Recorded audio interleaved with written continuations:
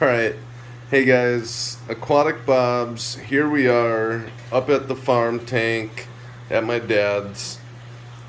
Lottie Dottie, everybody gets to see the corals and the fish and the setup now. So just kind of doing a quick sweep through. This is for old people, by the way. It's a large magnifying glass that I think is terrible.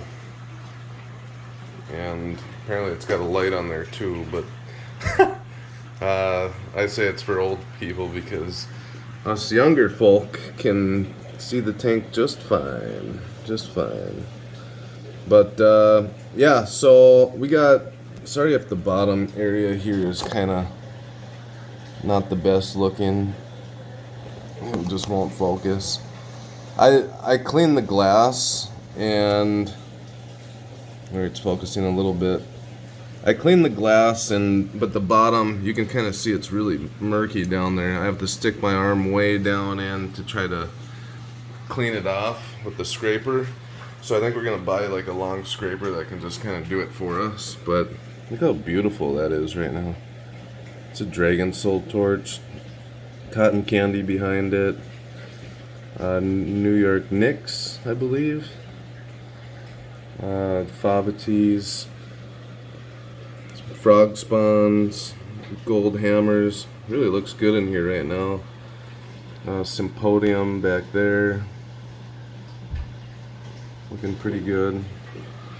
From my tank down at my house, you can see all the chunks of red Montipora just everywhere.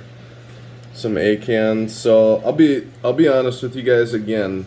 2 weeks ago, these acans were so shriveled up you couldn't even see them, and well, probably closer to 3 weeks now. So I did the water test. This was right after we got back from Florida from our vacation, and the water test revealed that there was 0 nitrates and 0 phosphates in the tank, and the alkalinity had dropped down to 6.8 from about 8.8 roughly. And so I right away was like, oh crap, same thing happened to my tank at my house, except the alkalinity didn't dip like that at my house. So over the last few weeks we've been dosing nitrates, phosphates, feeding heavier, and you can see everything's opened back up again, looking good. Here's some zoas over here, a nice hammer there. We got some acros up on the rocks that are coloring up fairly nicely. I'm actually surprised how good some of these look despite having that huge elk swing, and then course correcting it over the course of like 3 to 4 days, bumping it back up. Here's a couple of zoas, some nice ones.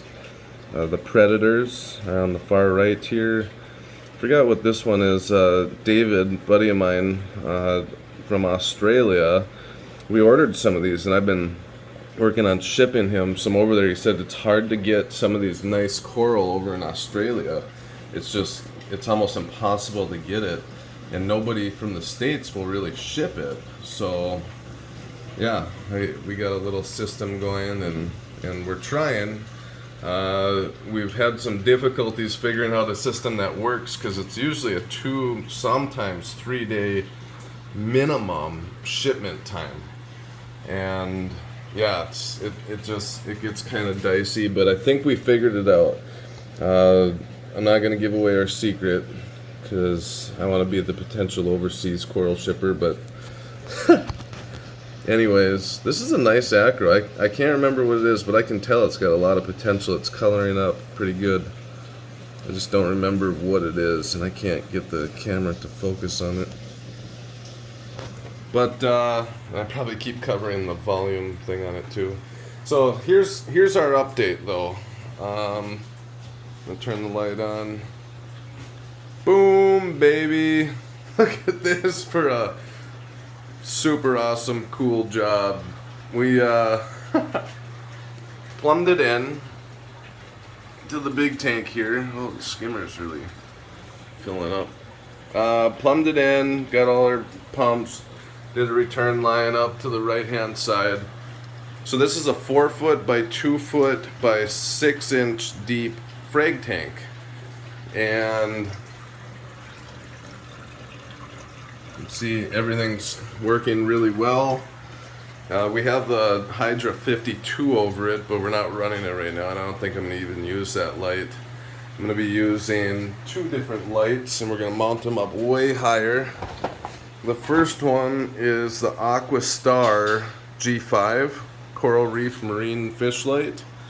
I can't remember, it's a weird name of whoever makes that light. And then the second light that we're going to use is the one I won at Reefapalooza Orlando.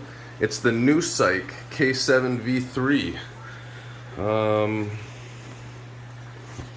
You can see kind of the website there if you want to check it out, newpsych.com. Contain with controller. So obviously not really American, but that's okay. So yeah, that's gonna kind of do it for this video. Just wanted to do a quick update. But yeah, so above the frag tank, we're gonna mount them up quite a bit higher, just to, we don't need a ton of power. One side will have a little bit more, but I want to see how those lights do, and that's kind of a cheap way to get them over the tank. So it literally would be $100 to light this frag tank with 2 different lights, because I won the one, which is almost a $300 light, the New Psych, and then the other one I bought on Amazon for like 90 bucks or something. It was on sale, and I got the last one in stock. I don't know if they have any more, but I've read a few reviews, and I have one in my tank, in my sump actually, and it does a good job. I'm not kidding. Like, it's fully programmable, and yeah, it's kind of a cool light. I like it. One last thing. Anybody want any sponges? You got any wives that are looking for some new bath sponges? I'm sure we could tape a couple of these together and we could send them your way. We'll do $50 a sponge wad. Fresh sea sponges. No, I'm just kidding. But that's kind of cool.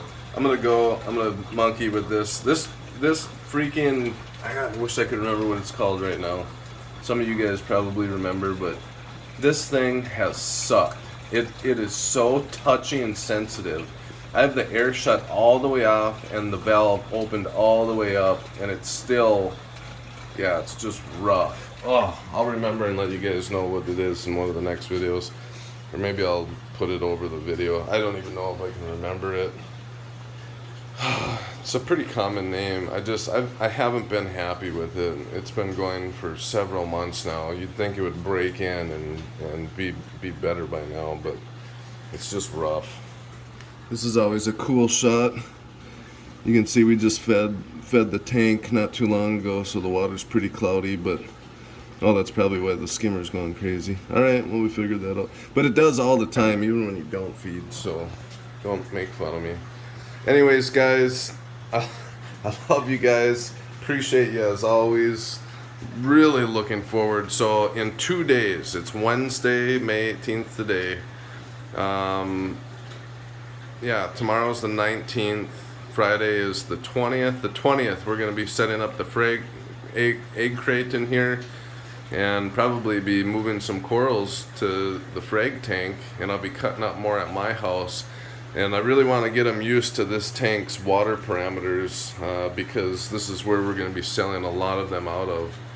And I also just ordered another dozen Bergia nudibranchs, the Aptasiated nudibranchs, and they're just cool little critters, and they're good to have in your tank because you never know. Seriously, Aptasia are one of those things that don't come off when you dip your coral, unless you're like doing an extreme insecticide. Even then, there's a good chance the Aptasia is going to make it. It's just a pest that a lot of people have had to deal with, and if you don't catch it and figure it out right away, it's going to be an issue. And especially if you have very large tanks, it's very difficult. So the Bergia Aptasia-eating nudibranchs are they're cool little things. I'm excited about them. So they're going to be happy. Hopefully, I don't know what happens when there's no more Aptasia.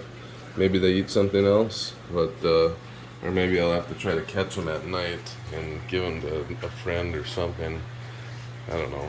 I don't know what I'm going to do. I didn't think that far through yet. I'm sorry. But anyways, appreciate you guys. Aquatic Bobs. Ow!